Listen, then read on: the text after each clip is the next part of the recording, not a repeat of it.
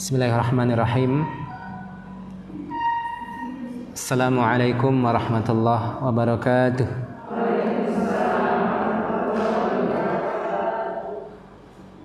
Innal hamdalillah nahmaduhu wa nasta'inuhu wa nastaghfiruh wa na'udzu billahi min syururi anfusina wa min sayyiati a'malina. May yahdihillahu fala mudilla lahu wa may yudlil fala hadiya lahu.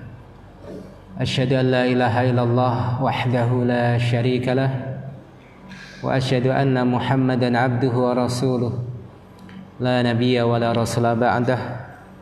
Allahumma salli wa sallim wa barik ala nabiyyina Muhammadin wa ala alihi wa ashabihi wa man tabi'ahum bi ihsanin ila yaumil qiyamah, amma ba'd.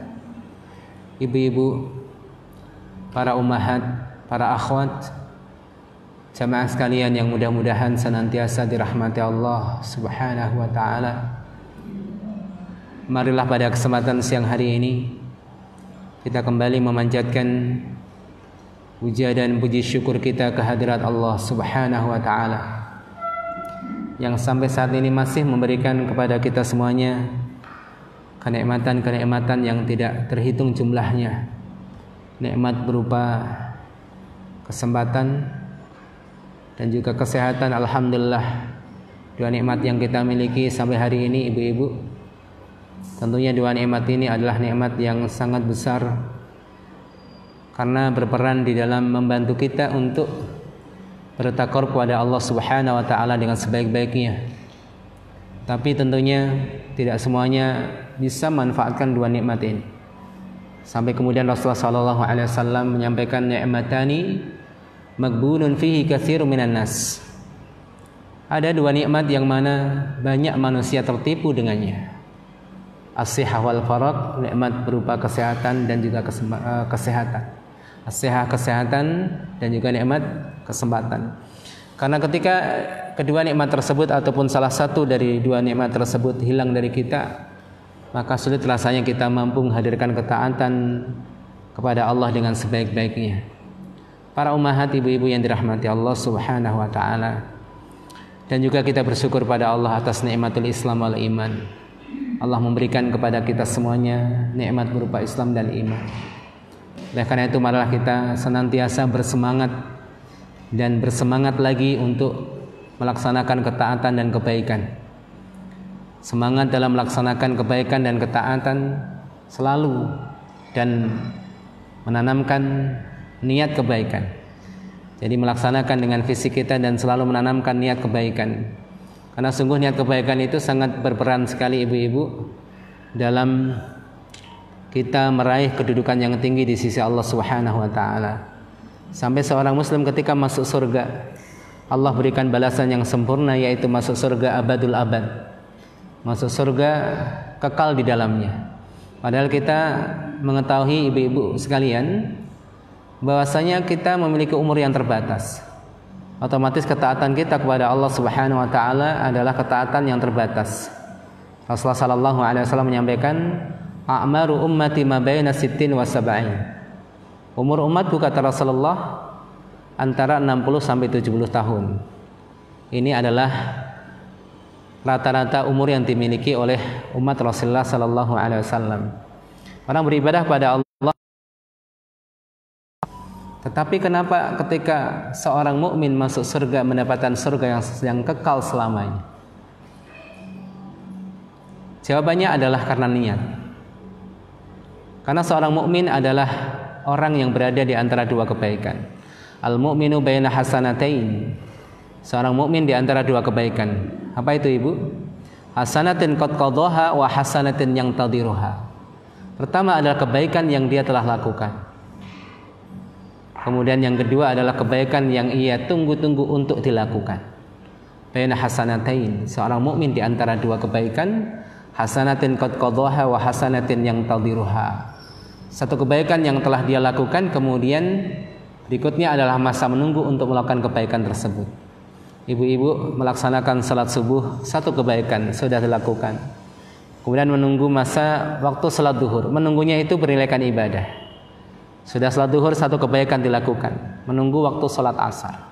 Demikian kita ya, ketika Allah Subhanahu wa taala memberikan kita usia 70 tahun, kita selalu semangat. Dan andaikan Allah memberikan usia yang lebih daripada itu, 1000 tahun misalnya, kita tetap semangat. Makanya itulah rahasia kenapa seorang mukmin umurnya terbatas tapi ketika masuk surga kekal di dalamnya. Karena pahala niatnya itu. Kalau ibu dikasih umur yang panjang, tetap niat untuk melaksanakan salat, ibadah pada Allah Subhanahu wa taala.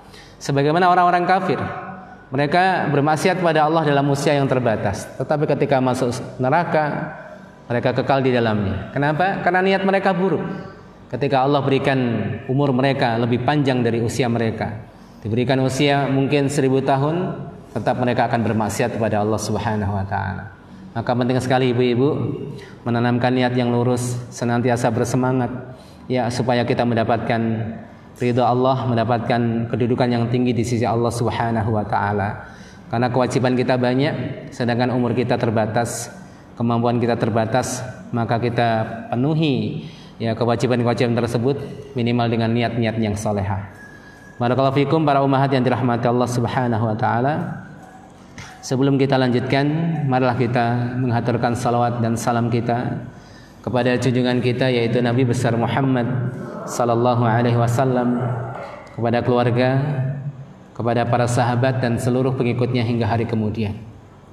Para ummahat, ibu-ibu yang dirahmati Allah Subhanahu wa taala, pada kesempatan siang hari ini kita akan membahas satu tema, yaitu terkait dengan ibadah-ibadah yang dapat menolak bala. Sebagaimana kita ketahui dan sering dengar tentang firman Allah Subhanahu wa taala pada surat Al-Mulk ayat yang kedua. Surat Al-Mulk ayat yang kedua. Alladzi khalaqal mauta wal hayata liyabluwakum ayyukum ahsanu amala. Allah Subhanahu wa taala, dialah yang menciptakan alladzi khalaqal mauta, kematian, wal hayata, dan kehidupan. Berarti apa ibu-ibu? Kehidupan dan kematian itu adalah dua makhluk dari makhluk-makhluk Allah, ciptaan Allah Subhanahu wa taala. Kehidupan, kematian adalah ciptaan Allah. Karena sebagian orang itu mengatakan kematian itu sesuatu yang tidak wujud. Tetapi dari ayat ini kita bisa pahami bahwasanya kematian itu sesuatu yang wujud, Allah ciptakan. Tetapi hari ini tidak nampak ya ibu. Kematian itu seperti apa toh? Warnanya apa gitu kan? Tapi kematian itu adalah makhluk. Alladzi khalaqal maut. Allah yang menciptakan maut, kematian. Sampai nanti di hari kiamat, ketika hisab mizan ditegakkan, ketika di sirat akan dihadirkan seekor kambing yang gemuk, kemudian orang-orang bertanya kepada Allah, apa itu? Kemudian disampaikan bahwasanya inilah kematian. Allah nampakkan dalam bentuk seekor kambing yang gemuk, kemudian disembelih ibu-ibu. Kambing tersebut disembelih, mati. Maknanya kematian itu dimatikan sampai kemudian tidak ada kematian setelahnya. Orang yang masuk surga kekal di dalamnya, kemudian orang yang masuk neraka dari kalangan orang-orang kafir kekal di dalamnya. Yang ditolong dari neraka hanyalah mereka orang-orang yang memiliki iman walaupun imannya sebesar biji sawi. Maka beruntunglah mereka orang-orang yang dipilih oleh Allah dengan keimanan dan keislaman. Makanya orang mukmin itu tidak perlu galau ibu. Allah takdirkan ibu itu menjadi muslimah mukminah, masya Allah bisa sujud kepada Allah, itu satu nikmat. Makanya orang mukmin itu prinsipnya bahagia dunia akhirat. Di akhirat bahagia, dunia bahagia. Kalau sedih jangan kebangetan. Prinsipnya bahagia. Ya. Alladzi khalaqal mauta wal hayata, Allah yang menciptakan kematian dan kehidupan. Fungsinya apa? Liyabluwakum, untuk menimpakan bala. Bala itu ujian. Ya bisa disebut dengan al-bala wal ibtila wal imtihan. Memang dunia ini karakternya apa ibu? Adalah bala. Aktivitas kita itu perpindahan dari satu ujian kepada ujian yang lain. Walaupun kalau kita bicara ujian, itu tidak dimutlakan hanya pada perkara yang buruk. Terkadang ujian juga masuk di dalamnya perkara yang baik. Sebagaimana yang Allah sampaikan dalam surat Al-Anbiya, surat Al-Anbiya ayat 35. Surah Al-Anbiya ayat 35. Wa nabluukum bisyarri wal khairi fitnah. Wa nabluukum bisyarri wal khairi fitnah. Surah Al-Anbiya ayat 35. Wa nabluukum bisyarri wal khairi fitnah, dan kami uji kalian bisyarri dengan keburukan, wal khairi dan juga kebaikan, fitnatan sebagai cobaan. Ya, kebaikan dan keburukan di situ adalah sesuai dengan keinginan manusia. Sebagaimana manusia ingin kesehatan, berarti kesehatan masuk perkara kebaikan yang diinginkan manusia. Manusia tidak suka penyakit. Jadi penyakit masuk kategori apa, Ibu? Sesuatu yang tidak disukai, sesuatu yang buruk. Maka Allah uji seseorang itu dengan kekayaan atau kemiskinan, kesehatan dan penyakit. Allah uji dengan kekuatan dan kelemahan. Ya, itu sebagai cobaan bagi manusia. Linabluwakum ayyukum ahsanu amala, bahwa bala yang ditimbakan atas manusia itu supaya terlihat siapa yang paling baik amalnya, yang paling bagus amalnya. Berarti perkaranya bukan masalah balanya ya Ibu, karena karakter dari kehidupan ini adalah bala. Masing-masing diuji luar biasa. Ya, perpindahan aktivitas kita dari satu aktivitas menuju aktivitas berikutnya adalah perpindahan dari satu masalah menuju masalah berikutnya. Untuk menguji kita siapa yang paling baik, siapa yang paling sabar, siapa yang paling syukur, siapa yang paling bertakwa, siapa yang paling saleh. Dan nanti dari ini akan ketahuan siapa yang paling tidak saleh, siapa yang paling buruk. Itu akan ketahuan. Maka ada manusia yang baik, ada manusia yang buruk. Baik Ibu-ibu yang dirahmati Allah, jadi kalau kita bicara bala, cobaan, bala apalagi yang terkait dengan hal-hal yang buruk sangat banyak. Di antaranya hari ini kita rasakan ya Ibu, Allah uji kita dengan satu peristiwa, satu fenomena, satu kondisi, adanya pandemi yang efeknya sangat luar biasa, Masya Allah. Ya, semua bagian terkena, termasuk adalah bagian ilmu. Masjid-masjid taklim banyak yang libur kan, kemudian pelaksanaannya tidak maksimal. Ada yang masih offline, ada masih online ya Bu ya. Kadang offline alhamdulillah. Banyak yang masih offline. Para umat di sini Masya Allah. Bismillah Ustaz, tawakal ala Allah. Ya memang seperti itu, namanya penyakit itu. Semuanya Ibu, kita harus yakin, kecil atau besar penyakit semuanya punya potensi. Karena itu sebab yang menghidupkan, yang mematikan itu adalah Allah Subhanahu wa taala. Makanya la adwa wa la tiyarah, tidak ada penularan penyakit kecuali dengan izin Allah Subhanahu wa taala. Semua sudah digariskan oleh Allah 50.000 tahun sebelum bumi dan langit diciptakan. Makanya kalau kita tahu prinsip takdir, kita itu tenang Ibu. Kita tinggal menjalani dan ikhtiar. Tidak perlu galau gimana nanti kalau saya berangkat taklim ketular mati gimana Ustaz. Ya udah ada takdirnya gitu kan. Yang penting Anda itu ketika meninggalkan dunia ini apakah dalam keadaan terbaik atau tidak, itu aja. Makanya Umar bin Abdul Aziz mengatakan asbahtu wa ma liya min sururin illa fi mawaqi'il qadar. Jadi ketika pagi hari datang, tidak ada yang membahagiakan diriku kecuali aku nikmati takdir dari Allah itu. Masalah udah dinikmati aja. Barakallahu fikum. Para ummahat, ibu-ibu yang dirahmati Allah Subhanahu wa taala. Jadi tema kita adalah tentang ibadah-ibadah yang dapat menolak bala. Harapan kita apa Ibu? Ibadah yang kita lakukan selain tentunya untuk mengharapkan ridha Allah, ini penting. Jangan sampai ibadah yang kita lakukan tujuan utamanya adalah dunia. Maka ibu-ibu kalau sedekah jangan sampai tujuan utamanya supaya Allah ganti dengan berlipat ganda berupa apa? Berupa dunia itu sendiri. Itu sampingan saja Ibu. Salah kalau kemudian orang itu beribadah keinginannya dunia. Bahkan sebagian ulama mengatakan minasyirki, termasuk kesyirikan orang yang beramal dengan amalan akhirat yang diinginkan dunia. Itu dihati-hatikan itu. Minasyirki termasuk kesyirikan. Ya man ya'malu bil akhirah, berarti beramal akhirat tapi tujuannya adalah dunia.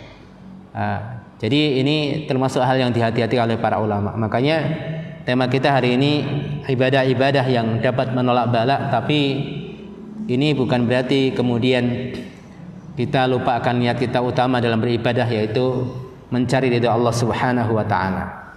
Baik ibu-ibu yang dirahmati Allah, ada beberapa poin yang ingin kita sampaikan pada kesempatan siang hari ini tentang ibadah-ibadah yang dapat menolak bala. Yang pertama adalah as-shalah, yaitu salat. Alhamdulillah, satu bagian yang kita lakukan setiap hari, as-shalah.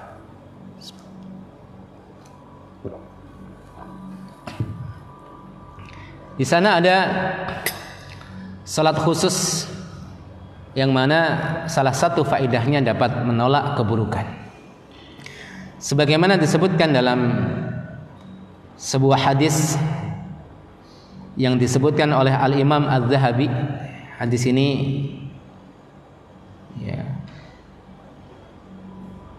adalah hadis yang sahih dari Nu'aim bin Hammar Al-Ghatafani. Dari Nu'aim bin Hammar Al-Ghatafani radhiyallahu anhu, semoga Allah meridainya, annahu sami'a Rasulullah sallallahu alaihi wasallam yaqul, firman Allah Subhanahu wa taala yang tidak termaktub di dalam Al-Qur'an tetapi disampaikan dalam hadis, yang mana redaksinya adalah Allah berfirman, yaitu Rasulullah sallallahu alaihi wasallam bersabda, Allah berfirman, ataupun Rasulullah sallallahu alaihi wasallam meriwayatkan dari Rabb-nya di mana Allah berfirman. Intinya hadis qudsi adalah firman Allah yang tidak termaktub di dalam Al-Qur'an. Lalu bagaimana dengan kedudukannya, statusnya? Tentunya statusnya itu di bawah Al-Qur'anul Karim. Kenapa Ibu? Karena Al-Quran itu lafalnya dan maknanya sama persis yang disampaikan oleh Allah kepada Nabi Muhammad, itu sebagaimana yang kita baca hari ini. Lafalnya sama, maknanya jelas tidak berubah, lafalnya sama. Sedangkan kalau hadis qudsi itu maknanya dari Allah, tetapi lafal redaksinya dari Rasulullah sallallahu alaihi wasallam. Tapi redaksi Nabi tidak mengubah makna yang disampaikan oleh Allah. Ini bedanya Ibu. Maka dari itu di dalam salat yang boleh dibaca adalah Al-Quran, tidak boleh hadis qudsi, walaupun sama-sama firman Allah. Kemudian dari sisi pahala juga berbeda. Kalau Al-Quranul Karim bagi orang yang bacanya akan mendapatkan pahala 10 kali lipat. Satu huruf satu kebaikan, 3 kali lipatkan jadi 10 kebaikan. Sedangkan hadis qudsi mendapatkan pahala secara umum. Nah, di sini adalah hadis qudsi, ibu-ibu. Qala Allah azza wa jalla, Allah azza wa jalla berfirman, ya bani Adam, wahai manusia, wahai anak Adam, la ta'jiz an 4 rakaat min awwalin nahar akfika akhirahu. Janganlah kamu lemah dalam melaksanakan 4 rakaat di pagi hari atau di awal hari, min awwalin nahar akfika akhirahu, maka niscaya akan aku jaga dirimu dari seluruh keburukan sampai sore harinya. Ini hadis ini sahih, disahihkan oleh Syalbani rahimahullah ta'ala. Sebuah hadis qudsi tentang keutamaan 4 rakaat di awal hari. Yang tentunya kita bertanya-tanya, Ibu, 4 rakaat ini salat apa ini? 4 rakaat. Iya, di sini para ulama berbeda pendapat. Ada yang mengatakan, sebagian ulama, bahwasanya maksud 4 rakaat ini adalah salat duha. Ada yang mengatakan salat duha. Ibu tahu salat duha? Salat sunnah di waktu duha. Rakaatnya berapa? Yang benar tidak terbatas. Yang benar tidak terbatas, Ibu. Ya. Gimana, Ibu? Maksimalnya tidak terbatas. Rasulullah pernah melaksanakan dalam satu riwayat 12 rakaat. Tapi para ulama menjelaskan Rasulullah melaksanakan 12 rakaat ini sebagai pengganti salat witir di malam hari. Makanya para ulama menjelaskan, ibu-ibu, kalau orang biasa salat witir di malam hari, kemudian tertinggal tidak melaksanakan salat witir, diganti di siang hari, Salah satu caranya, saya katakan salah satu caranya karena ada cara yang lain. Salah satu caranya digenapkan. Kalau ibu-ibu salat witir biasanya 3 rakaat, maka diganti dengan salat di waktu duha 4 rakaat. 2 rakaat salam, 2 rakaat salam. Makanya sebagian ulama mengatakan tidak ada salat duha kecuali bagi orang yang tidak salat malam. Tapi pendapat yang kuat, ya ini jangan diambil langsung ibu. Pendapat yang kuat, salat duha adalah salat sunnah yang sifatnya mutlak ibu. Maksudnya tidak terkait dengan salat malam. Baik ibu salat malam atau tidak, maka boleh salat duha. Ada 4 pendapat. Tapi kalau kita membahas fikih panjang nanti. Ini hanya bagian yang kita bahas. Artinya salat duha adalah salat di waktu duha. Dimulai kapan? Dimulai sejak syuruk. Ketika terbit matahari ditunggu sampai setinggi anak tombak, kira-kira 15 menit ya, 10 sampai 15 menit dari waktu syuruk. Itu awal salat duha yang kemudian sebagian orang mengatakan itulah salat syuruk. Orang yang salat berjamaah, salat subuh berjamaah, kemudian dia berdiam diri di tempat salatnya sampai syuruk tiba dan dia salat 2 rakaat, maka dia mendapatkan pahala haji sempurna. Sebagian ulama mengatakan itu salat syuruk. Sebagian ulama mengatakan tidak, itu salat duha di awal waktu. Tapi keutamanya jelas, salat duha di awal waktu baik disebut dengan salat duha atau salat syuruk mendapatkan keutamaan haji sempurna. Itu awal waktu salat duha. Dan tidak harus ngumpul ya ibu. Di awal waktu salat berapa rakaat, nanti habis mandi berapa rakaat, nanti habis kosong dari pekerjaan 2 rakaat. Namun waktu salat duha yang terbaik digambarkan dalam hadis yaitu ketika anak unta itu mulai kepanasan. Jadi kemungkinan waktu tersebut adalah jam 10 sampai jam setengah 11. Itu waktu terbaik salat duha. Para ulama menyebutnya sebagai salat awabin. Awabin itu kembali. Kenapa disebut salat awabin? Karena orang itu biasa beraktivitas, sudah masak, sudah macam-macam, kemudian setengah 11 rehat. Rehatnya digunakan untuk salat kembali kepada Allah dalam beribadah. Itu orangnya disebut dengan awab, awabin, orang-orang yang kembali beribadah kepada Allah Subhanahu wa taala. Kemudian waktu selesainya adalah sesaat sebelum masuk salat duhur. Kenapa sesaat? Karena salat duhur ibu, barakallahu fikum, kiblatnya sana, tepat di atas kepala. Di situ tidak diperbolehkan salat. Makanya waktu duha itu habis sesaat sebelum duhur. Kita mungkin bisa perkirakan 15 menit sebelum duhur itu jangan salat duha. Paham ibu-ibu? Jadi dalam hadis ini cukup 4 rakaat walaupun boleh lebih. Kalau lebih berarti keutamanya lebih. Caranya bagaimana ibu-ibu? 2 rakaat salam, 2 rakaat salam, 2 rakaat salam. Ini salat yang tidak terbatas jumlahnya, walaupun dalam hadis sebutkan Rasulullah pernah melaksanakan 8 rakaat, pernah melaksanakan 12 rakaat. Sebagaimana salat malam itu salatul laili masna masna, salat malam itu 2 rakaat 2 rakaat. Salam dalam jumlah rakaat yang tidak terbatas. Barakallahu fikum, ini pendapat sebagian ulama. 4 rakaat yang kemudian fadilahnya keutamaan, ya keutamanya dan fadilahnya dapat menjaga ya pelakunya dari keburukan sampai sore hari. Sebagian ulama mengatakan salat 4 rakaat tersebut adalah 4 rakaat duha. Berarti paling bagus di awal ya, walaupun dalam hadis yang lain tentunya waktu yang terbaik adalah waktu di mana anak unta sudah mulai merasakan panas.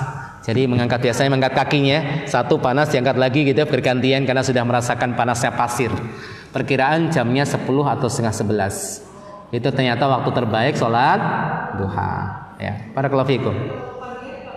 Nggak apa-apa ibu, tadi kita sampaikan kan, waktu sholat duha pertama diawali dengan waktu syuruk, 15 menit setelah syuruk. Makanya sebagian ulama mengatakan sholat syuruk itu nggak ada, adanya sholat duha di awal waktu. Itu perbedaan nama saja. Ada yang mengatakan sholat syuruk, ada yang mengatakan sholat duha di awal waktu. Bahkan sholat duha sendiri ada 4 pendapat. Ada yang mengatakan tidak ada sholat duha, kecuali bagi mereka orang yang tidak sholat malam, diganti dengan sholat di siang hari untuk menambal di malam hari. Karena prinsipnya orang itu kalau tidak bisa mengerjakan sesuatu secara ideal, jangan ditinggalkan secara totalitas. Orang sulit mengerjakan sholat malam, minimal witirnya. Kalau witir nggak bisa juga, ganti di sholat di siang harinya. Ini musibah, malamnya nggak sholat, siangnya juga nggak sholat kan gitu kan. Ini menunjukkan orang pede banget. Ya, ya. Orang terlalu pede, artinya cukup wajib sudah sempurna, enggak. Biasanya amal kita itu tidak sepi dengan kecacatan, kekurangan. Maka zakat, ada zakat mal, ada zakat fitrah, ada zakat, ada sedekah tatawu, ada sedekah sunnah. Salat pun demikian. Karena setiap amalan yang wajib akan dihisab ya dengan amalan sunnah yang dilakukan. Karena hampir-hampir tidak ada orang yang mampu menyempurnakan amal ibadah yang dia persembahkan kepada Allah. Hampir-hampir sulit Ibu. Ya kita salat itu khusyuk dari awal sampai akhir, sulit atau tidak? Awalnya khusyuk, kemudian tiba-tiba datang sesuatu yang bikin kita kepikiran, akhirnya lupa rakaatnya. Aduh, ini rakaat berapa ini kan gitu kan? Sesuatu yang kita tidak ingat di luar sholat jadi ingat banget waktu sholat kan gitu kan? Kok jadi ingat sih gitu kan? Tapi jangan sengaja ya Ibu. Oh saya nggak ingat nih, sholat dulu dah. Akhirnya sholatnya fokus ingat itu. Jangan. Barakallahu fikum. Ini pendapat sebagian ulama. Kemudian sebagian ulama mengatakan 4 rakaat tersebut ini sholat yang istimewa yang kemudian Allah berjanji orang yang melaksanakan akan dijaga dari keburukan sampai sore hari. Salat apakah itu? Sebagian ulama mengatakan 4 rakaat tersebut adalah 2 rakaat fajar dan 2 rakaat subuh. 2 rakaat fajar, 2 rakaat setelah azan sebelum iqamah, qabliyah subuh, ya Ibu, 2 rakaat rakaatul fajri khairum minad dunya wa ma fiha. 2 rakaat fajar itu lebih baik daripada dunia seisinya. Ya, Ibu. Iya, qabliyah subuh sama salat subuhnya.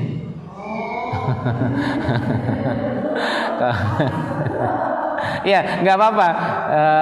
Takutnya nih prakteknya salah kan? Kalau samar ditanyakan. Gimana Ibu? Gimana? Syuruk itu disyaratkan berjamaah di tempat sholatnya. Di masjid ataupun di rumah nggak masalah, kalau berjamaah, ya nggak masalah karena madhab Asy-Syafi'i, ibu-ibu barakallahu fikum, madhab Syafi'i, walaupun tentunya sholat berjamaah di masjid bagi laki-laki itu jauh lebih baik, ya. Jamaah itu dimanapun tempatnya akan mendapatkan pahala 25 atau 27 derajat. Di mana tempatnya? Kalau dilakukan di masjid, seorang laki-laki berjamaah di masjid berarti mendapatkan pahala tambahan, yaitu berjalan menuju masjid, pulang dari masjid, bertemu dengan kaum muslimin, bersalaman dengan kaum muslimin, mengucapkan salam, pahalanya berlipat-lipat. Tapi jamaah sesungguhnya dimanapun dia melakukan jamaah, dia mendapatkan pahala. Makanya ketika seseorang terpaksa sholat di rumah, maka berjamaah. Bahkan ibu-ibu kalau ada temannya, misalnya anaknya wanita di rumah, kalau bisa berjamaah maka laksanakan secara berjamaah. Ibu ya, barakallahu fikum. Nanti kalau ada pertanyaan bisa menyusul. Baik. Jadi pendapat sebagian ulama bahwasanya 4 rakaat tersebut adalah 2 rakaat qabliyah subuh atau disebut dengan 2 rakaat fajar.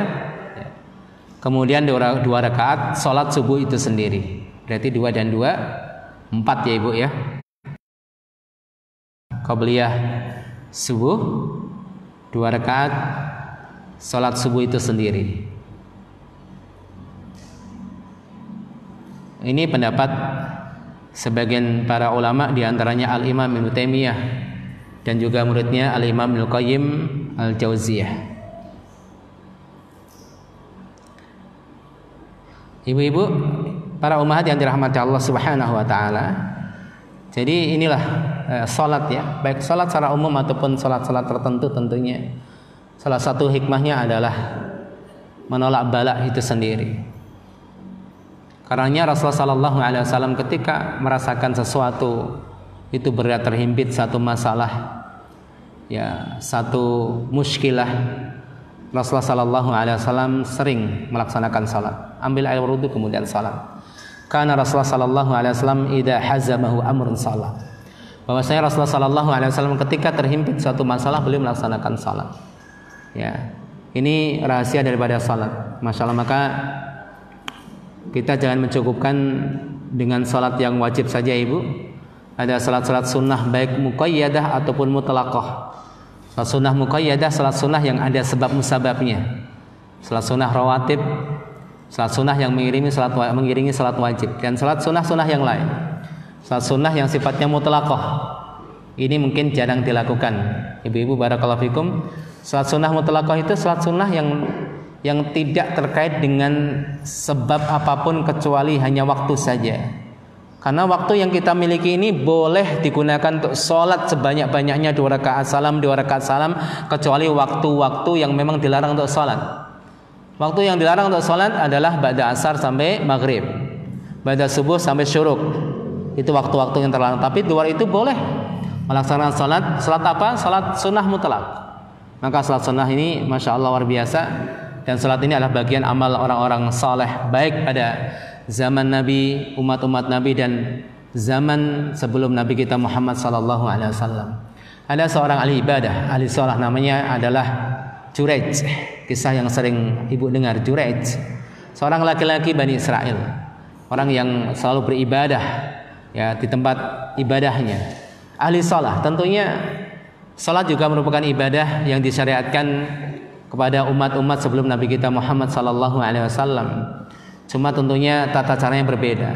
Maka Nabi Muhammad SAW ketika Mi'raj naik ke atas bertemu dengan Allah, mendengarkan kalam Allah langsung. Dan pendapat yang kuat, Nabi Muhammad hanya mendengar saja, namun tidak melihat Allah karena ada hijab penutup berupa nur. Ini pendapat yang kuat, ibu. Makanya ketika Rasulullah SAW ditanya, ditanya, hal ra'aita rabbaka, apakah engkau melihat Rabbmu wahai Rasulullah? Rasulullah sallallahu alaihi wasallam mengatakan, nurun anna arahu, cahaya, bagaimana aku bisa melihatnya. Jadi yang dilihat Rasulullah adalah cahaya. Lalu di mana Allah? Nah, ini pembahasan yang panjang ya ibu ya. Kalau dalam Al-Qur'anul Karim, dalam hadis-hadis Rasulullah sallallahu alaihi wasallam, Allah itu istiwa di atas arsy. Sebagian kalangan menolak, tidak, kalau Allah istiwa di atas arsy berarti Allah membutuhkan tempat. Berarti seperti makhluk. Kan gitu kan, diskusinya panjang gitu kan. Berarti kita perlu memahami dengan baik masalah asma dan sifat Allah ini. Tapi intinya sebagaimana dalam Al-Quran, dalam hadis, kita menetapkan sifat bagi Allah sebagaimana yang dikhabarkan. Lalu bagaimana hakikatnya dan tata caranya kita serahkan pada Allah. Allah memiliki wajah, sudah Allah memiliki wajah Allah bagaimana, ya sudah, ya kita serahkan kepada Allah Subhanahu wa taala. Para ummahat yang dirahmati Allah Subhanahu wa taala, kemudian Rasulullah sallallahu alaihi wasallam mendapatkan wahyu untuk melaksanakan salat sebanyak 50 waktu, Ibu, bukan 5 waktu. 50 waktu, sampai kemudian beliau turun ke langit ke-7, ke langit ke-6 bertemu dengan Nabi Musa. Nabi Musa merintahkan Nabi Muhammad untuk, kalau bahasa kita, nego dengan Allah. Karena kalau 50 waktu itu umat kamu tidak akan mampu. Juga menunjukkan hal ini bahwasanya Bani Israel juga disyariatkan salat walaupun tata caranya berbeda.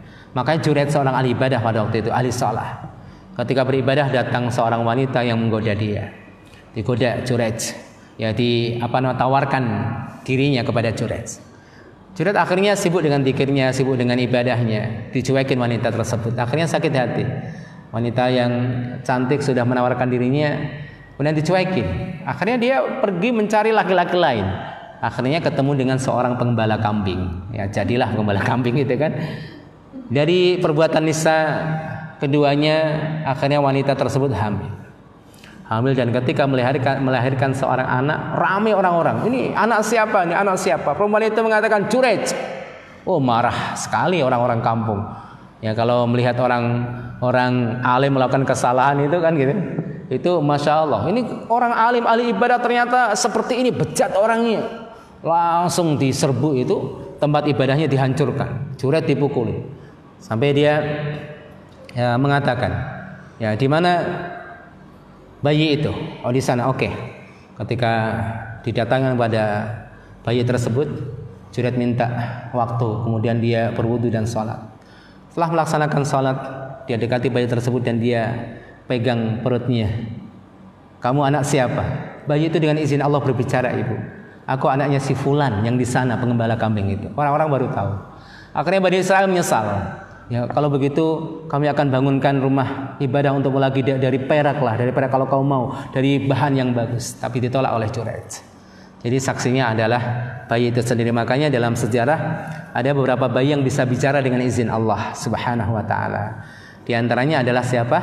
Nabi Isa alaihissalam bisa bicara. Ya, jadi Maryam ini diuji dengan ujian yang berat, Ibu. Diuji dengan ujian yang berat. Melahirkan anak dalam keadaan masih gadis asli gitu ya. Masya Allah, berusaha nyari makan sendiri pada habis persalinan ya. Tapi Allah menyuruh dia untuk usaha menggoyang pohon, akan berjatuhan buah-buahnya padahal baru melahirkan. Jangankan ibu yang baru melahirkan, seorang wanita yang baru melahirkan, seorang laki-laki yang gagah pun tidak bisa menjatuhkan korma dari pohonnya dengan digoyangkan saja. Tapi Allah merintahkan itu dalam bentuk apa ibu? Ini bentuk perintah supaya kita berusaha. Kemudian dia bersumpah untuk tidak bicara. Datang kepada kaumnya mengatakan, ini bagaimana wahai Maryam, kamu anak laki-laki yang baik, anak seorang laki-laki yang baik, kemudian anak dari seorang ibu yang baik juga.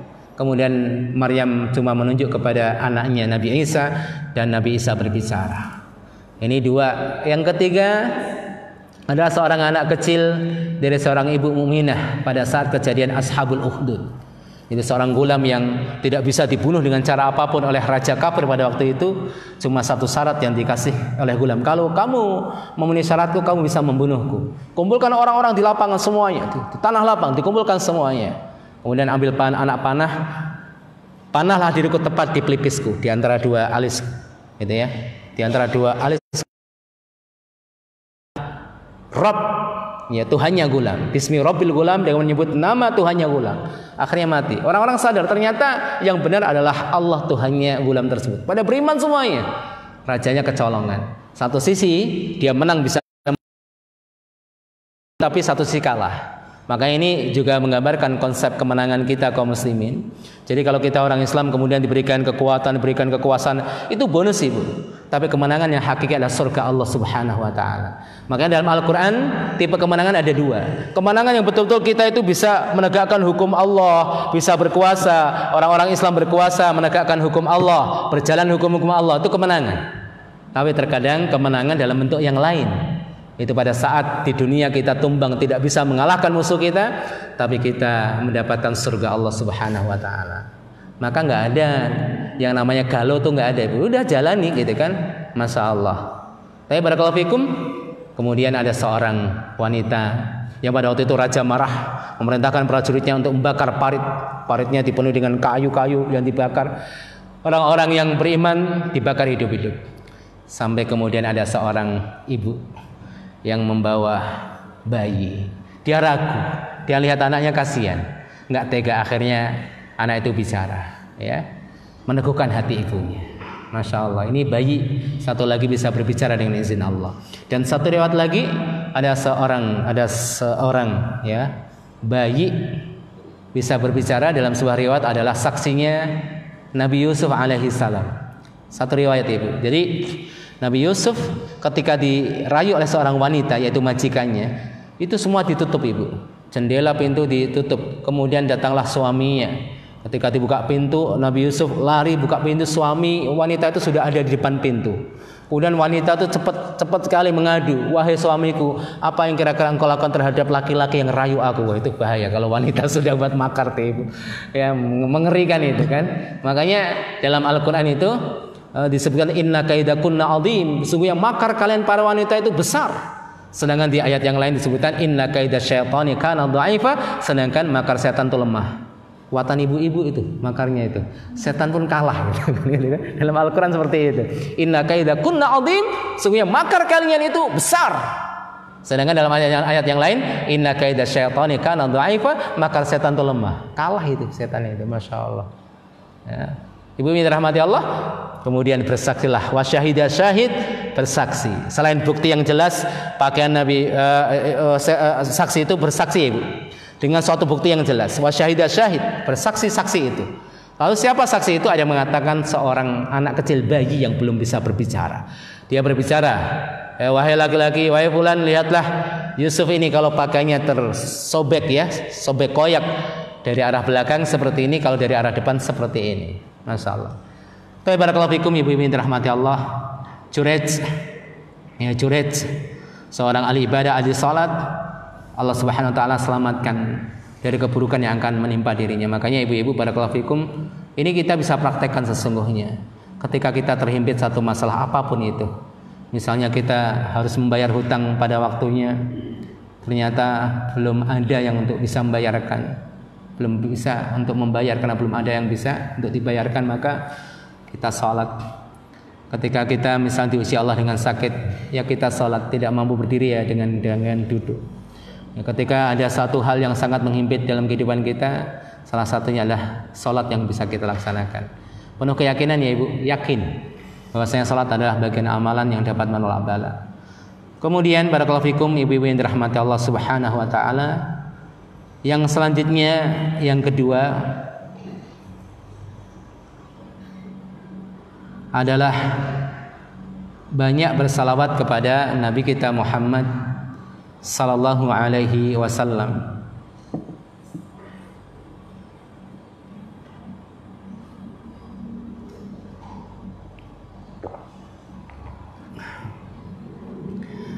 Banyak bersalawat kepada Nabi kita Muhammad sallallahu alaihi wasallam.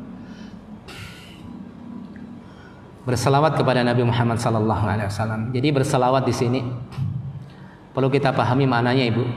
Bersalawat kepada Nabi.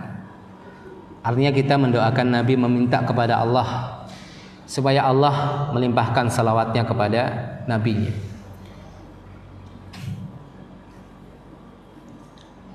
Bentar Ibu.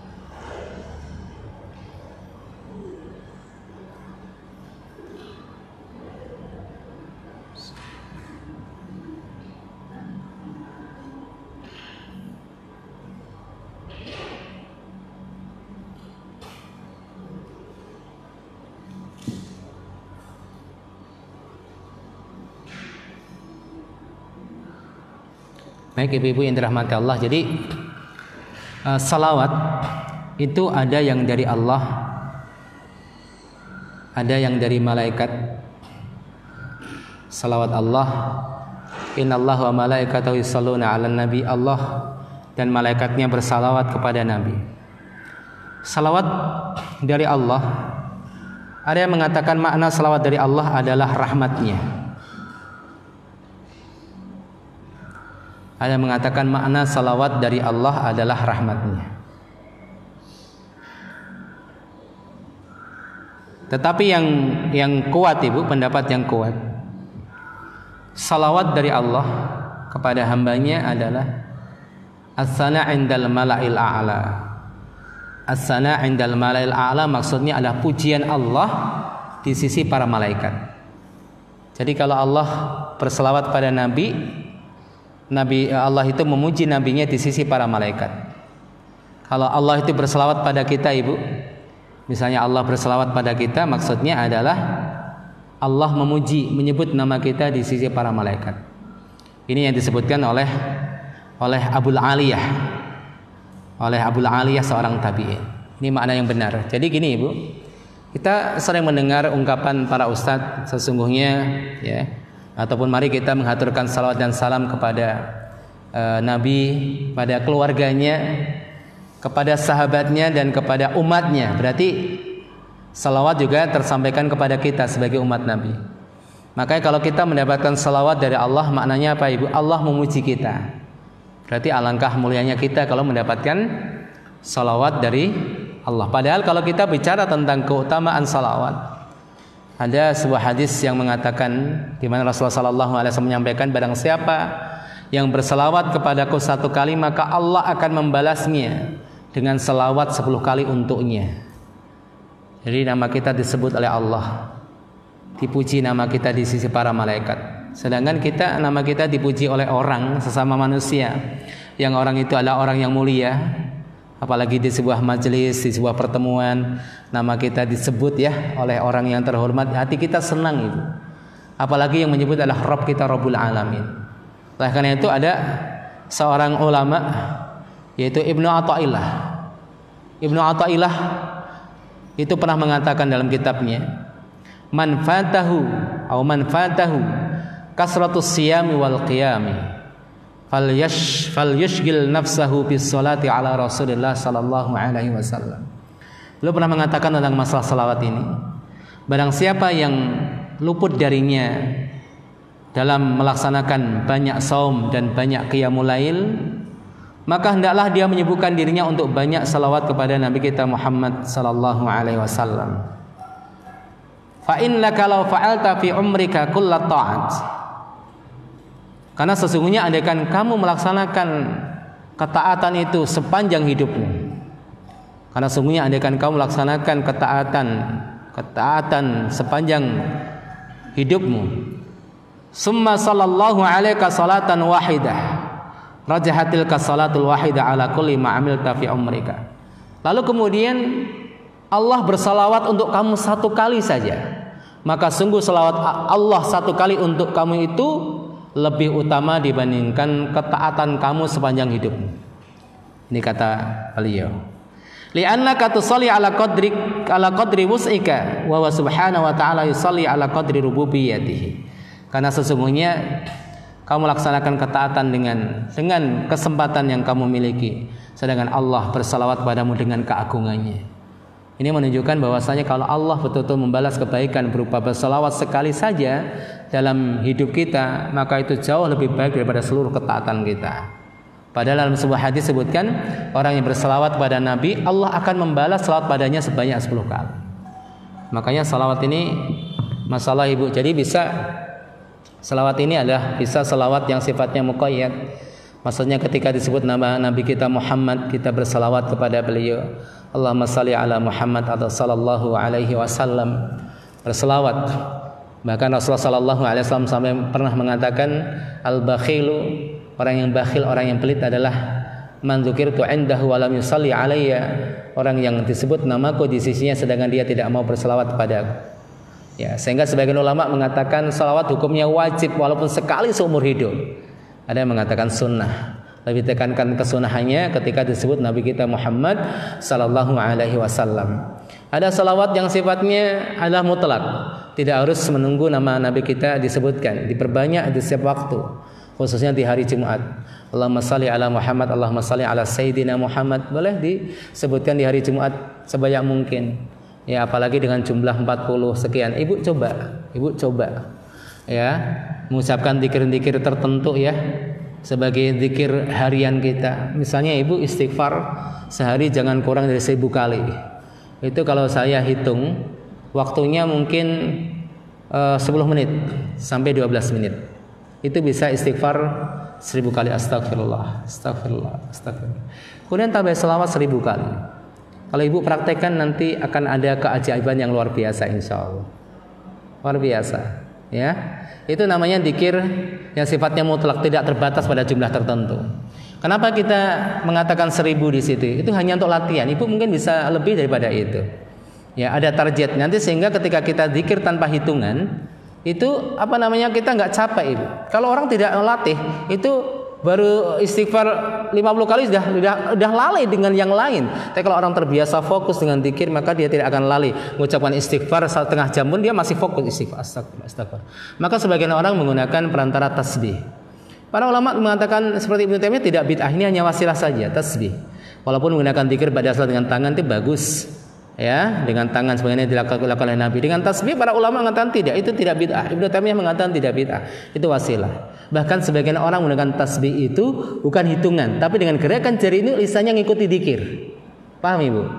Dia menggunakan tasbih bukan hitungan, tapi dengan gerakan tasbih ini lisannya mengalir. Ini yang saya praktekkan. Dengan tasbih kita pegang, saya nggak peduli hitungan berapa. Tapi kalau misalnya ketika tasbih ini berputar, lisannya terus mengucapkan kalimat thayyibah. Astagfirullah, astagfirullah. Saya nggak ngitung. Kalau ibu coba latihannya dalam sehari tidak kurang dari 1000 istighfar dan 1000 salawat pada Nabi. Kira-kira apa yang akan kita lihat nanti? Ada keajaiban yang luar biasa, insya Allah. Itu yang merasakan bukan saya, yang merasakan bukan hanya saya, tapi orang yang menasihatkan pada saya. Saya praktekkan luar biasa, kemudian saya sampaikan pada orang juga luar biasa. Mudah-mudahan seperti itu. Istighfar itu luar biasa. Sampai mungkin ibu-ibu pernah mendengar kisah Imam Ahmad rahimahullah ta'ala ketika suatu saat beliau sangat rindu dengan kota Baghdad. Beliau pernah tinggal di Baghdad.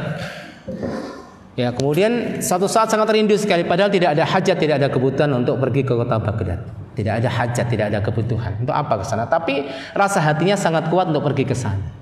Apa yang mendorongnya apa? Tidak tahu ya. Akhirnya beliau datang ke sana.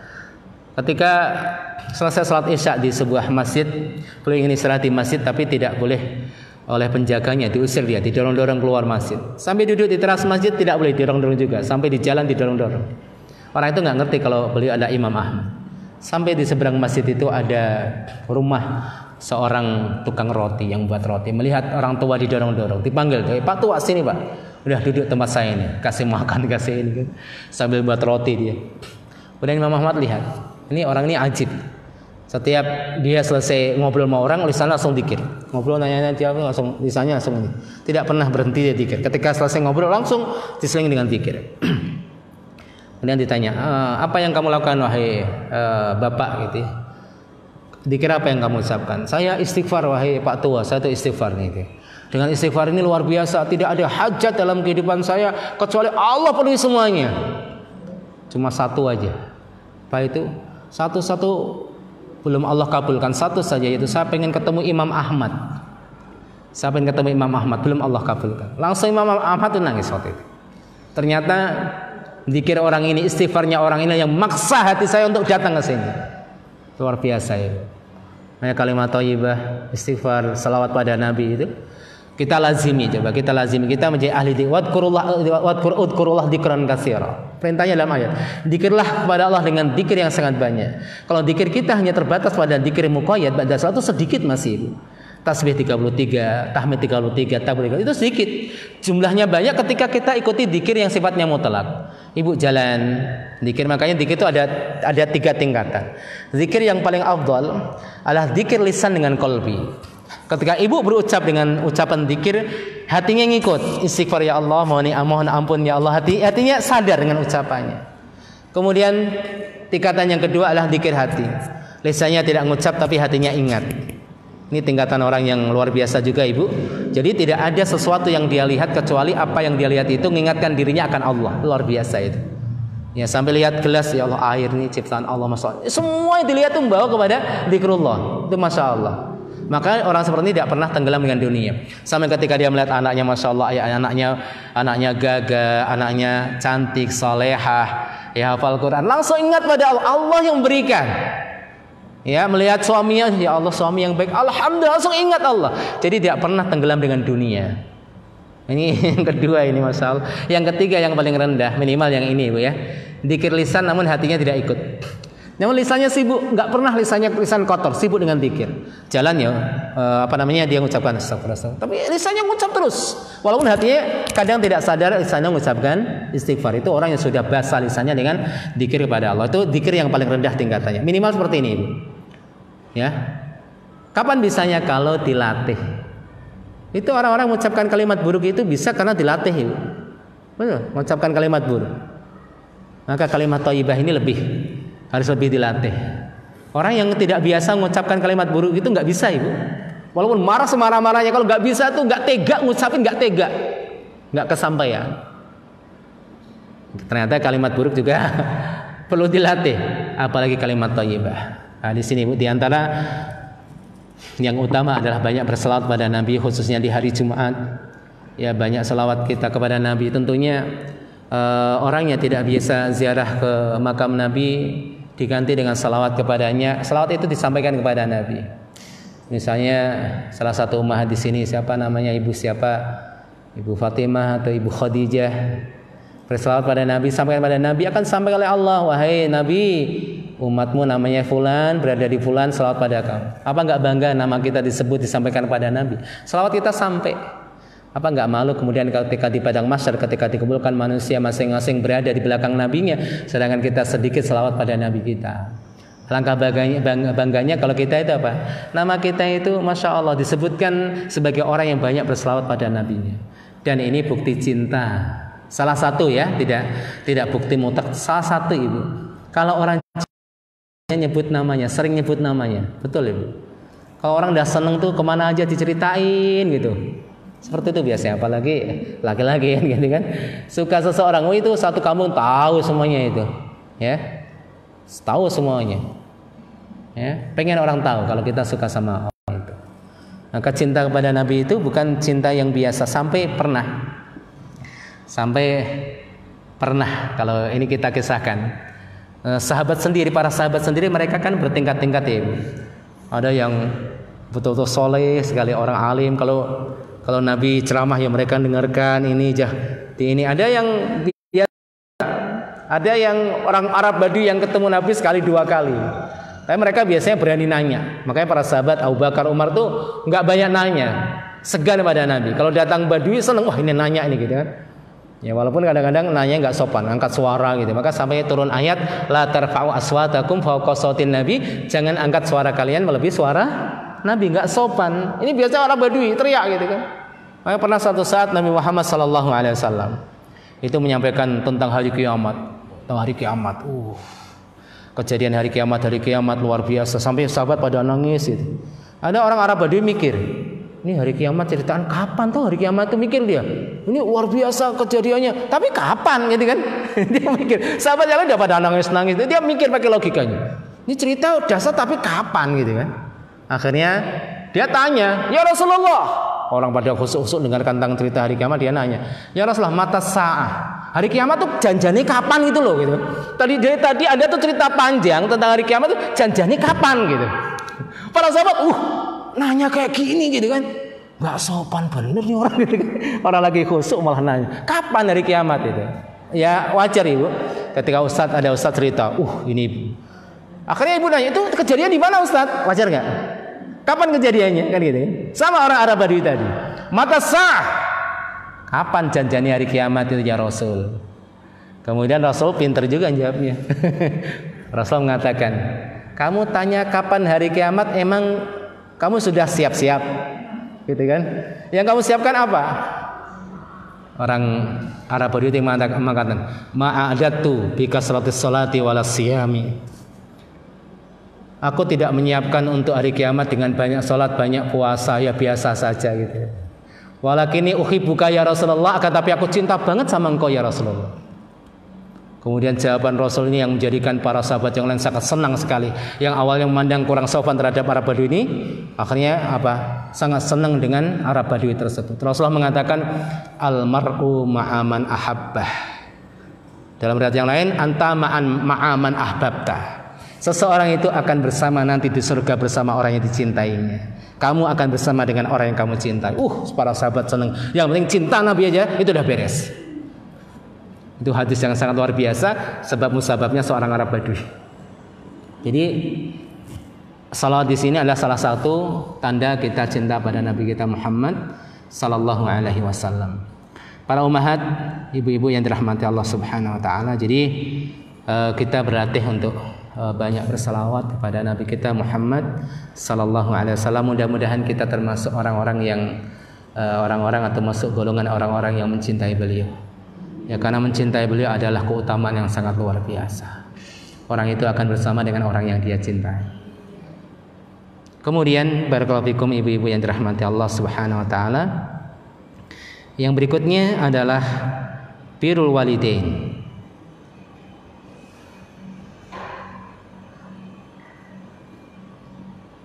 Yaitu berbuat baik kepada kedua orang tua.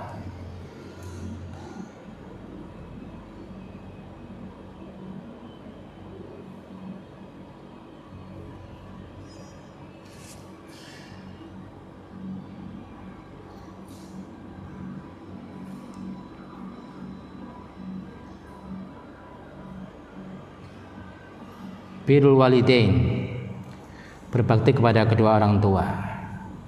Ini bagian pembahasan yang sering kita bahas, yang sudah panjang lebar kita bahas dalam kitab Al-Adab Al-Mufrad ya Ibu.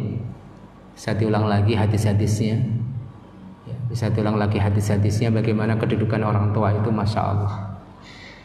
Yang ternyata kalau kita kupas hadis-hadisnya, salah satu amalan yang dapat menolak bala adalah berbakti kepada kedua orang tua. Sebaliknya adalah perbuatan yang akan disegerakan siksanya di dunia adalah maksiat berupa durhaka kepada kedua orang tua. Ini banyak sekali hadis-hadisnya. Sekali lagi banyak termaktub dalam kitab Al-Adab Al-Mufrad yang sudah kita bahas Ibu. Jadi tidak panjang lebar kita bahas di sini. Nanti pengulangan sifatnya. Artinya ada sebuah hadis yang mana seseorang itu bertawasul dengan amal soleh untuk minta kepada Allah supaya dijauhkan dari keburukan. Jadi tawasul itu kan ada beberapa macam ya Ibu. Tawasul itu minta kepada Allah dengan satu sarana, tidak langsung tapi ada saran sesuatu yang disebut. Di antaranya adalah tawasul dengan amal soleh. Ada seseorang yang minta kepada Allah supaya dijauhkan dari malapetaka, dibukakan sebuah gua dari batu besar yang menutupinya. Karena ada 3 orang yang suatu saat ketika dalam safarnya ternyata turun hujan yang deras, ketiganya masuk ke dalam sebuah gua. Qadar Allah, kemudian ada batu yang besar di atas menutupi itu gua. Tidak, Allah nggak bisa. Ini bagaimana ini? Masing-masing minta kepada Allah dengan menyebutkan amalan andalannya. Salah satunya adalah seseorang yang sangat berbakti kepada kedua orang tuanya. Berbaktinya luar biasa Ibu. Orang itu biasa setiap malam itu menyiapkan susu untuk orang tuanya. Tidak akan memberikan kepada anak dan istrinya sebelum orang tuanya meminumnya.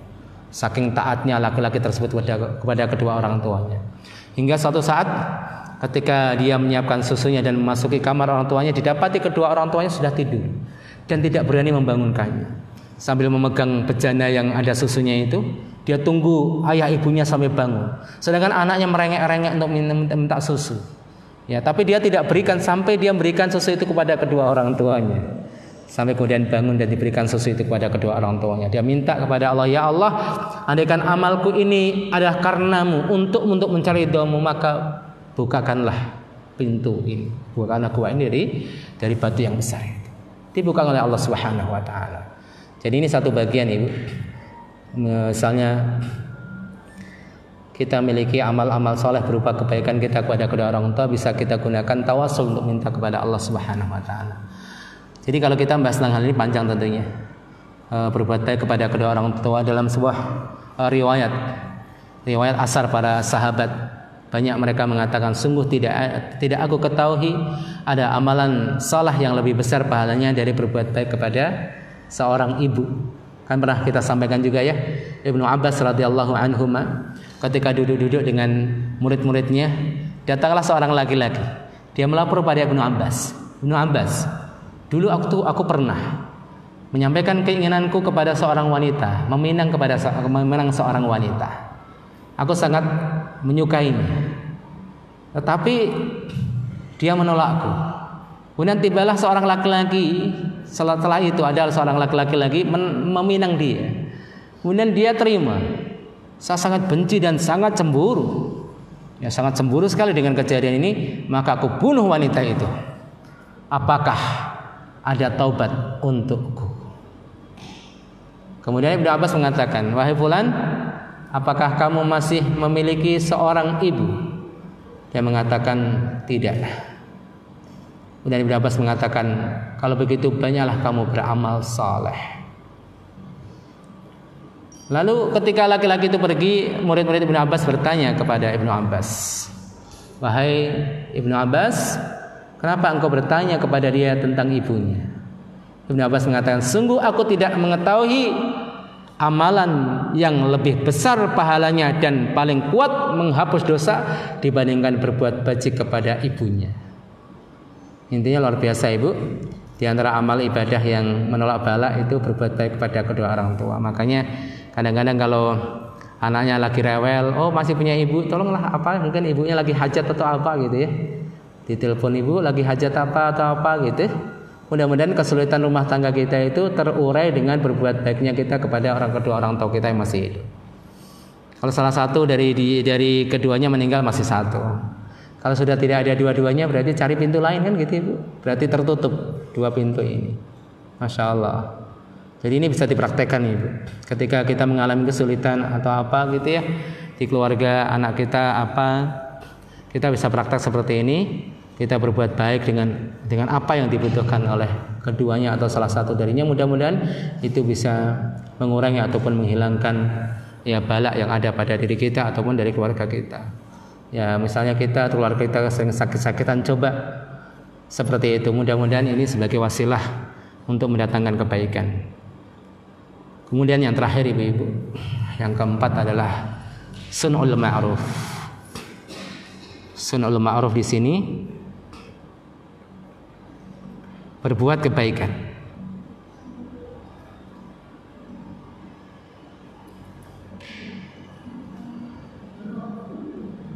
Sun'ul ma'ruf berbuat kebaikan.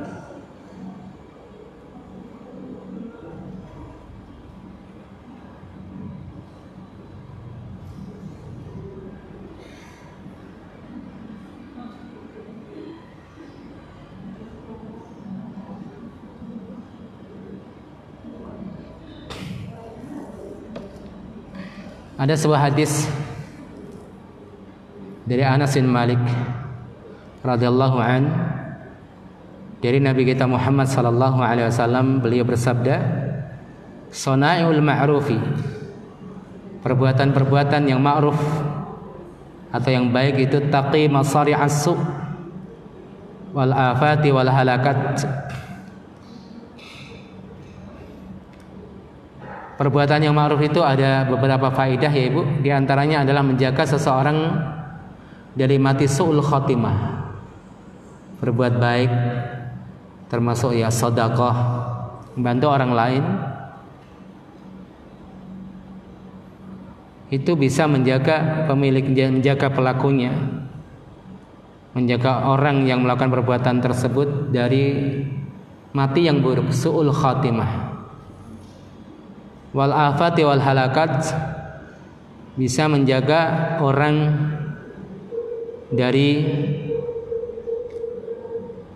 kerusakan dan kebinasaan, artinya kecelakaan, kebinasaan ya.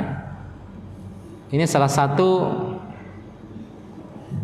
dari faedah berbuat kebaikan. Ini hadisnya, sedangkan mungkin sebagian kita pernah mendengar kisah atau cerita yang luar biasa tentang keajaiban orang yang berbuat kebaikan. Orang yang berbuat baik ya Ibu.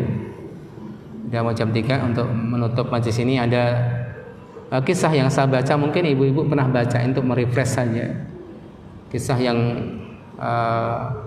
ada di Saudi Arabia, seorang ibu-ibu yang mengidap penyakit kanker, penyakit apa penyakit yang bahaya, yang harus dilakukan tindakan. Ketika sudah diperiksa oleh dokter, dia pulang, dijadwalkan hari kapan melakukan tindakan, dia pulang. Ya cukup sedih. Ya divonis, apalagi sudah divonis kayaknya usianya nggak panjang gitu kan. Ini Masya Allah. Dia ternyata punya pembantu orang Indonesia, seorang ibu-ibu TKW ya kan, seorang ibu-ibu TKW yang setiap hari ada keanehan ketika masuk kamar mandi lama gitu ya Bu. Ternyata setelah diselidiki apa, dia merah susunya kan gitu kan, merah susunya. Dia masih meninggalkan anak kecil di rumah demi kerja gitu. Setelah diketahui ternyata majikan itu sangat baik, udah pulang aja, gaji 2 tahun dikasih penuh, nanti kalau udah selesai nyuci balik lagi. Senang sekali ibu itu, pulang dengan bawa uang gitu ya. Sampai pada jadwal pemeriksaan berikutnya, diperiksa ternyata bersih, nggak ada penyakitnya. Masya Allah, ajaib sekali. Jadi memang Allah memberikan keutamaan pada siapapun yang dikehendakinya. Dan masih banyak kisah-kisah yang luar biasa ya Bu, yang perbuatan baik yang diberikan seseorang kepada orang lain, menjadikan dia selamat dari keburukan, ya disembuhkan dari penyakit. Makanya salah satu ikhtiar seseorang untuk sembuh dari penyakitnya adalah sedekah memang. Ya, bukan hanya berobat ke dokter ya. Kalau dihitung-hitung hampir sama, malah mending sedekah kan ya. Mending sedekah sembuh, kalau ke dokter juga sedekah ke dokter gitu kan. Ya. Sedekah ke dokter. Ya. Kayak bedanya kalau dokter kaya kan gitu. Tapi bukan berarti kita dilarang berobat. Berobat medis boleh, bahkan Rasulullah memerintahkan supaya kita berobat. Catatannya jangan sampai kita berobat dengan cara yang haram. Baik ibu-ibu yang dirahmati Allah, 4 hal yang dapat kami sampaikan pada pertemuan sore hari ini. Yaitu pertama, kita banyak sholat, khususnya 4 rakaat di awal hari tadi. Kemudian apa Ibu? Banyak berselawat kepada Nabi, berbuat baik kepada kedua orang tua, kemudian banyak berbuat kebaikan, berbuat yang ma'ruf. Baik, sebelum kita tutup kita buka tanya jawab. Kami persilahkan.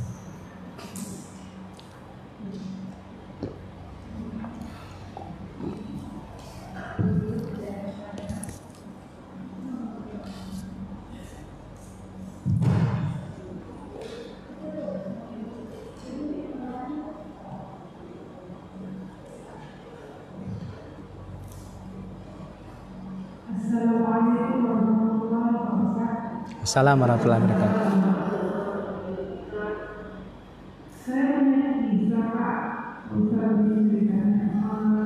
Punya apa Ibu?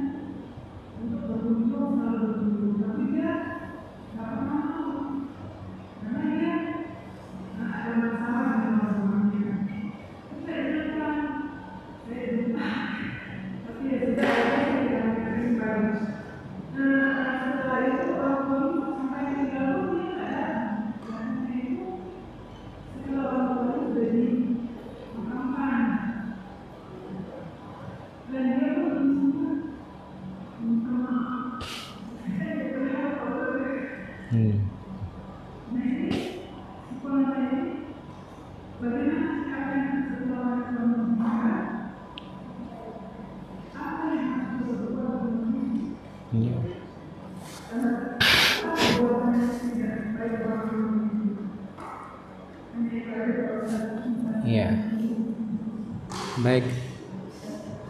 Ya, berbuat baik kepada kedua orang tua itu memang tidak sebatas ketika mereka masih hidup ya Ibu. Ketika sudah meninggal pun masih ada kesempatan berbuat baik kepada mereka. Apalagi mereka orang-orang yang kurang maksimal berbuat baik kepada kedua orang tua semasa hidup, maka hendaklah memperbanyak ketaatan, kebaikan setelah orang tuanya meninggal. Ya, orang sudah meninggal, bagaimana lagi gitu? Sudah tidak bisa mendengar kata maaf. Hendaklah dia pertama, kalau orang tuanya salah, pasti namanya salah itu kadang datang dari anak dan kadang dari orang tua. Tapi yang sering kita dengar kan anak durhaka ya. Tapi jarang kita dengar orang tua durhaka. Ada juga orang tua durhaka, itu ada. Orang tua durhaka. Cuma kenapa jarang disebutkan dalam ucapan, kemudian dalam Al-Quran, dalam hadis yang sering diperintahkan berbuat baik itu anak bukan orang tua. Karena perbuatan baik orang tua itu otomatis biasanya. Ya, nggak usah disuruh. Itu Ibu. Tapi ada juga orang tua yang durhaka, dzalimi anak luar biasa, nyakitin hatinya luar biasa. Ada ya. Maka ada istilah orang tua durhaka. Kadang orang tua durhaka katanya nuntut berbuat baik anaknya, ada juga kayak gitu. Ya, intinya kebaikan yang kita lakukan itu harapan kita adalah dari Allah. Makanya kadang-kadang orang itu diuji dengan orang tua yang gak adil kan. Sama saudara kita baik, bukan sama cucu-cucu yang lain baik, sama anak kita kurangan gitu kan, ujian tuh. Tapi kalau motivasi kita karena Allah, terserah, yang kunjungan ya salam gitu aja. Karena yang balas adalah Allah. Kalau kejadian yang Ibu ceritakan ya sudah, berarti intinya meridhokan, artinya kalau ada salah orang tua ya maafkan gitu kan. Dan cara dia minta maaf karena sudah meninggal ya banyak berbuat taat, menyambung silaturahim dengan saudara-saudaranya, anak-anak yang tinggalkan orang tuanya, paman-pamannya. Kedua ya banyak sedekah untuk kedua orang tua yang sudah meninggal. Banyak sedekah atas nama almarhum almarhumah. Kalau ada rezeki dihajikan, diumrohkan, itu dalam rangka berbuat ketaatan. Mudah-mudahan ketaatan berupa pahala yang dihadiahkan dari anak kepada orang tua yang sudah meninggal nanti melahirkan maaf ketika ada hisab. Ya, karena dia mendapatkan kebaikan ketika sudah meninggal, ternyata anak saya mengirimkan banyak pahala kebaikan kepadaku. Mudah-mudahan itu caranya. Ya, soalnya ketika dia masih hidup belum terlambat sih Ibu. Ya, maksudnya anak itu ketika masih hidup belum terlambat, masih bisa melanjutkan ketaatan untuk keduanya walaupun sudah meninggal.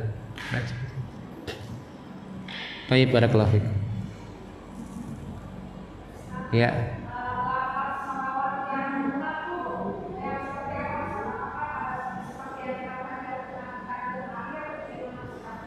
Iya.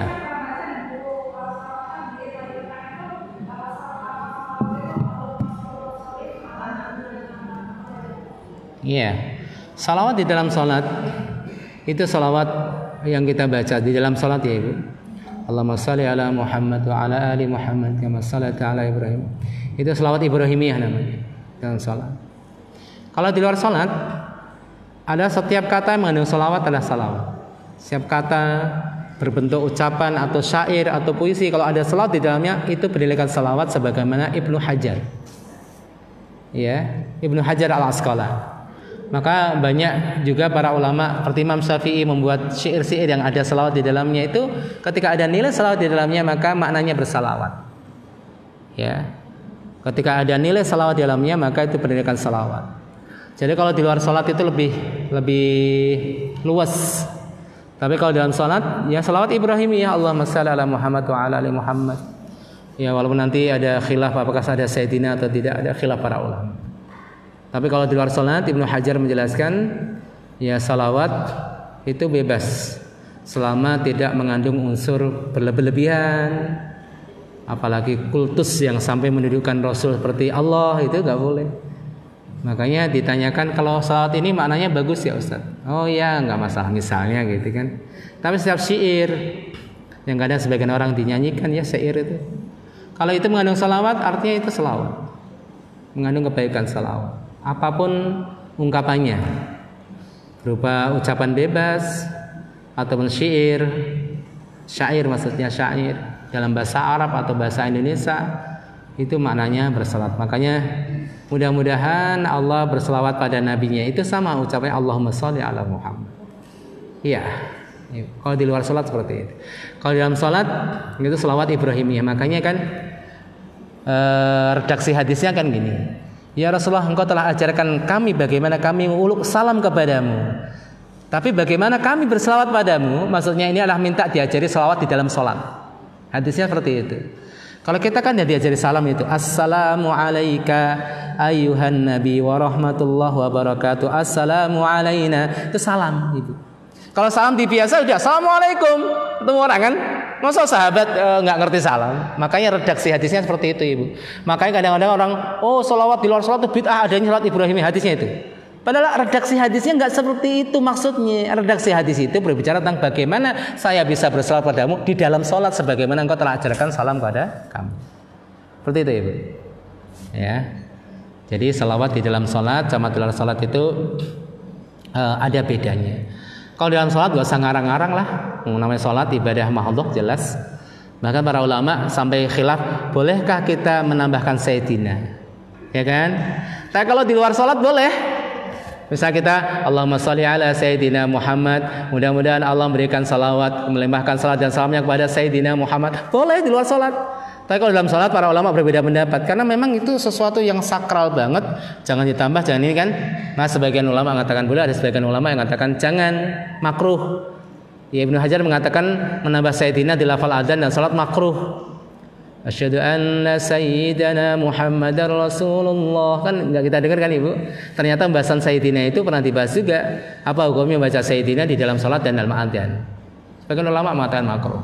Tapi kalau di luar itu boleh, karena Sayyid itu artinya orang terhormat. Ya kita katakan Sayyidina Umar. Mana Umar sama Nabi Muhammad lebih mulia mana? Nabi kita, maka kita lebih berhak mengatakan Nabi kita Sayyid dengan ucapan Sayyidina. Tapi kalau dalam sholat itu kembali pada masing-masing. Kalau saya sudah terbiasa tidak mengucapkan Sayyidina, akhirnya dalam sholat saya nggak mengucapkan Sayyidina karena sudah terbiasa dahulu. Setelah kita baca-baca, ketika di luar sholat ternyata beda pembahasannya. Kalau di luar sholat maka enggak masalah. Bahkan kata-kata Sayyidina itu ungkapan kehormatan yang diucapkan oleh umat kepada nabinya Muhammad sallallahu alaihi wasallam. Baik Ibu.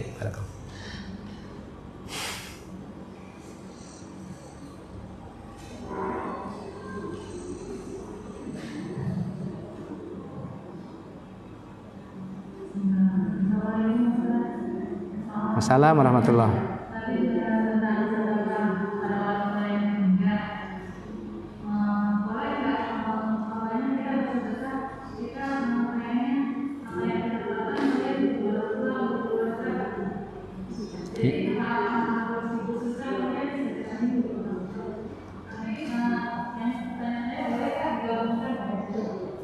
Sedekah diniatkan untuk orang tua.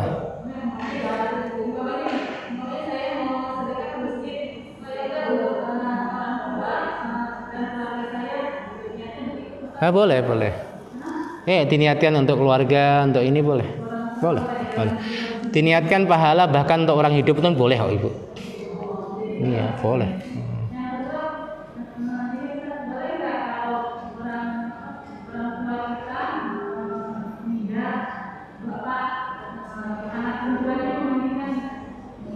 Anak perempuannya mandikan nggak boleh? Ada. Jadi fikihnya gini, ini penting ini. Yang memandikan pertama adalah suami istri. Yang mandikan siapa Ibu? Suami istri. Yang kedua adalah sesamanya. Maka anak perempuan nggak boleh mandikan bapaknya. Ya Ibu ya, paham ya? Kecuali beda jenis tapi umurnya di bawah 7 tahun. Misalnya ada anak kecil umurnya 7 tahun atau kurang, ibu-ibu boleh mandikan. Atau sebaliknya ada anak perempuan umurnya di bawah 7 tahun, bapak-bapak boleh mandikan. Anak kecil di bawah 7 tahun. Bukan balik ya, kalau balik udah gede loh Ibu. Boleh. Para ulama mengatakan 7 tahun. Karena umur 7 tahun ke atas itu bisa menimbulkan hasrat. Itu kata para ulama. Mungkin ini berbicara konteksnya orang Arab 7 tahun udah gede Ibu. Orang Indonesia masih kecil banget, 80 tahun masih kecil. Tapi ada sebagian kaum yang 7 tahun itu udah gede banget. Ya, jadi yang memandikan, misal seorang wanita meninggal, yang mandikan adalah suaminya atau sesama wanita. Anaknya nggak boleh. Anak laki-lakinya nggak boleh. Kalau anak perempuan sesamanya Ibu, sesamanya kan itu. Jadi suami atau istri atau sesamanya. Kalau laki-laki meninggal dimandikan oleh istrinya atau anak-anak lelakinya atau laki-laki dari kaum muslimin. Karena mandi itu nyentuh sesuatu yang tidak boleh sentuh di dunia.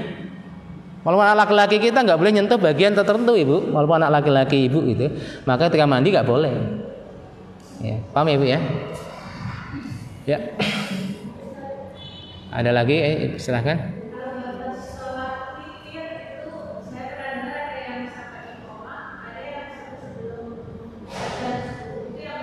Apa Ibu? Pakai mikrofon juga.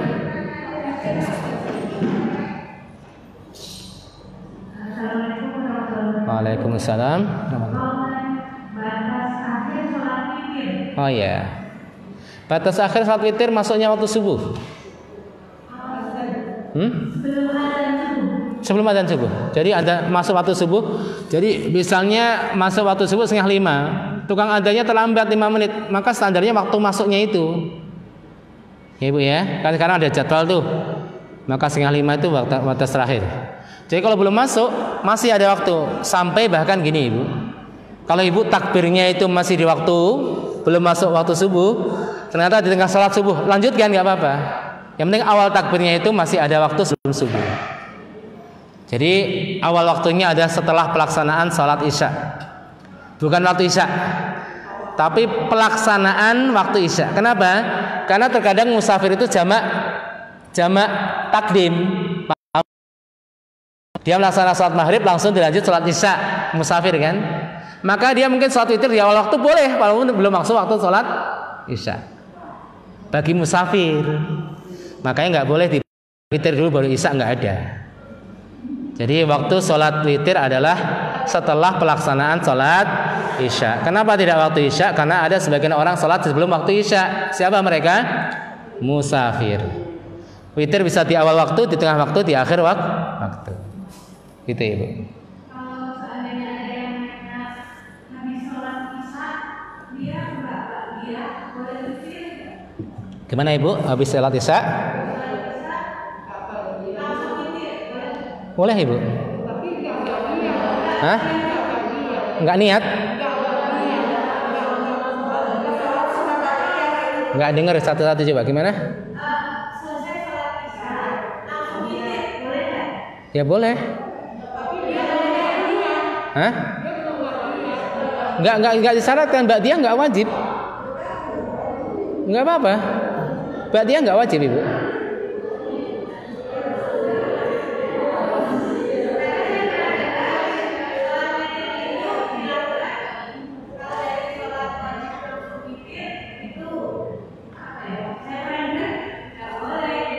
Nggak boleh, dalilnya apa ya? Boleh. Ya nanti kalau misalnya ada ustadz nyampaikan nggak apa-apa, sampaikan ke saya gitu kan. Misalnya beliau punya dalil nggak masalah Ibu. Tapi nggak ada larangan. Larangannya adalah witir 2 kali. Cuma yang afdalnya tidak nyambung antara sholat, nggak nyambung. Ada jeda dzikir, ada jeda bicara. Bahkan sholat sunnah itu makruh hukumnya disambungkan dengan sholat wajib. Assalamualaikum langsung bangun, makruh hukumnya. Ba'diyah misalnya habis sholat langsung ba'diyah itu makruh hukumnya Ibu. Ada jeda dzikir, ada jeda ngobrol atau apa gitu, ada jeda, untuk misahkan. Kalau jeda walaupun 1 menit langsung boleh sholat witir boleh. Boleh sholat witir. Tapi nanti nggak witir lagi. Hah? Kalau mau sholat ba'diyah silakan, tapi ba'diyah nggak wajib Ibu. Ba'diyah itu nggak wajib dan tidak disyaratkan sholat witir setelah ba'diyah itu nggak disyaratkan. Gimana? Iya, sangat ditekankan sholat malam. Orang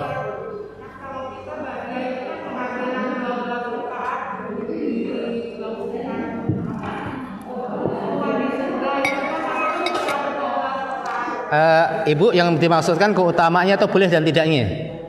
Kalau keutamaannya, Ibu salat ba'diyah dulu baru witir. Ya, boleh atau tidak? Boleh salat witir tanpa ba'diyah. Ibu yang tanyakan keutamaannya atau bolehnya?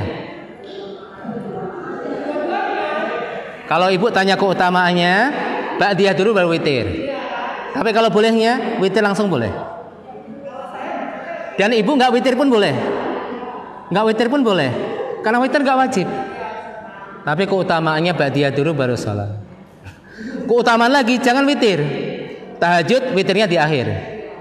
Makanya beda ya Ibu antara boleh dan keutamaan. Ya.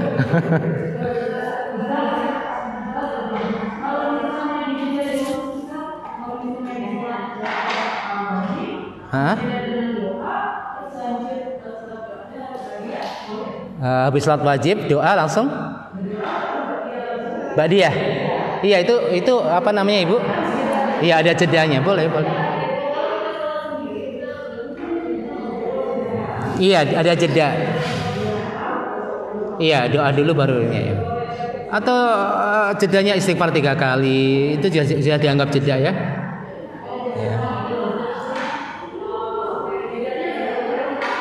Ya. Tidak terdengar.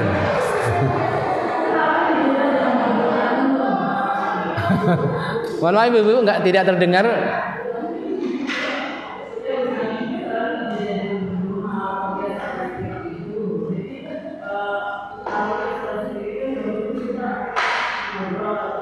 Iya, dijedakan doa ya.